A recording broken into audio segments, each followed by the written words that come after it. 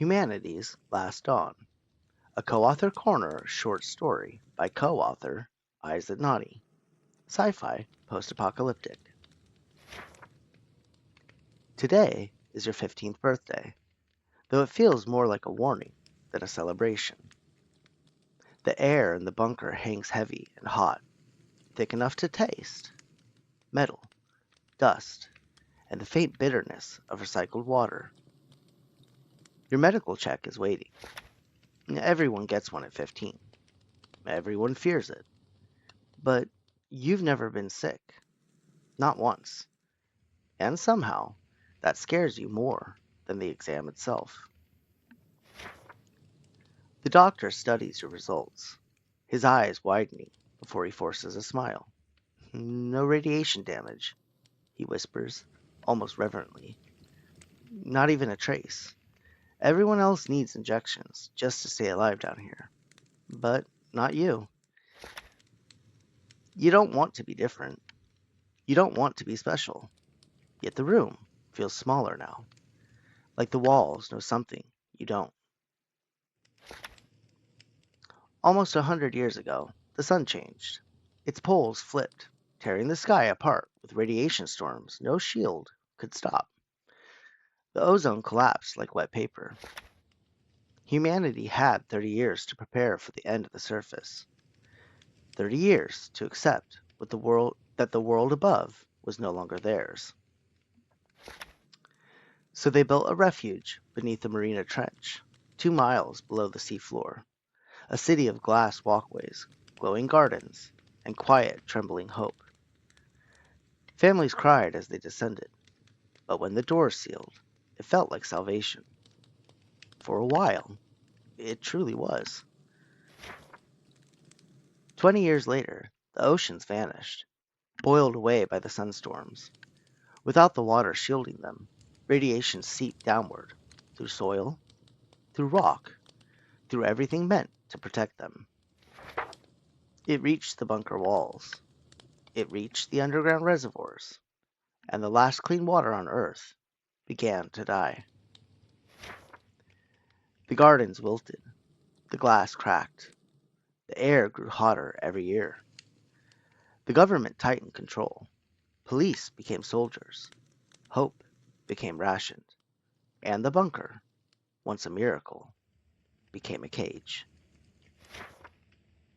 You were born into this world of sweat, rust, and recycled air. But you were different. Your body healed faster. Your skin never burned from radiation. Your blood never weakened. You breathed radiation like it was nothing.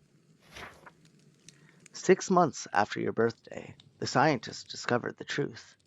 A gene buried deep in your DNA, older than humanity, older than the oceans.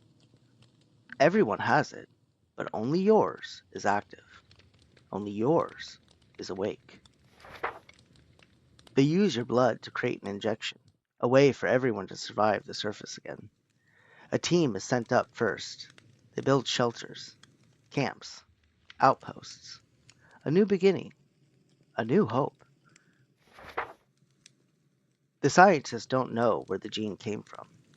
They don't know its purpose. They only know it works. They don't know it belonged to an ancient organism, a cordyceps-like life form that once ruled the earth, one that infects anything organic. Today marks 100 years underground, a century since humanity fled the sun, a century of waiting, a century of dying slowly, and now, you are the one who will lead them home. The bunker doors groan open. Hot wind rushes in. Ash swirls like snow. You step forward. Your heart pounds. Your lungs ache. You breathe real air for the first time. Your exhale drifts into the ash, invisible, silent, harmless. But something ancient stirs. Spores buried for millions of years awaken. Your breath carries the key. Tiny droplets of spit seed the dust. The spores begin searching for life. They cannot use you, or anyone with your DNA, but everything else is fair game. Bugs, seeds, fungal threads, anything organic. Two people go missing. No one notices the webs. No one sees the vines moving. Everyone is too busy rebuilding, too busy dreaming of restoring the ozone, too busy celebrating hope to see the danger. The missing are found wrapped in giant cocoons. No one has seen insects in a century. Plants begin eating people. Sweet smelling blossoms lure them in. Vines tighten, bones crack. The screams echo across the camps. Dog-sized bugs crawl from the soil, their bodies twisted by ancient DNA. Plants grow overnight, tall, hungry, thinking. The world is changing faster than anyone can understand. People run, people hide, people beg you to save them. But you can't. You didn't cause this on purpose. You didn't know. You were never humanity's savior. You were its downfall. The spores spread. The camps fall. The shelters collapse. The surface becomes a new world, a world reborn, a world that remembers the first life, a world that no longer needs humans.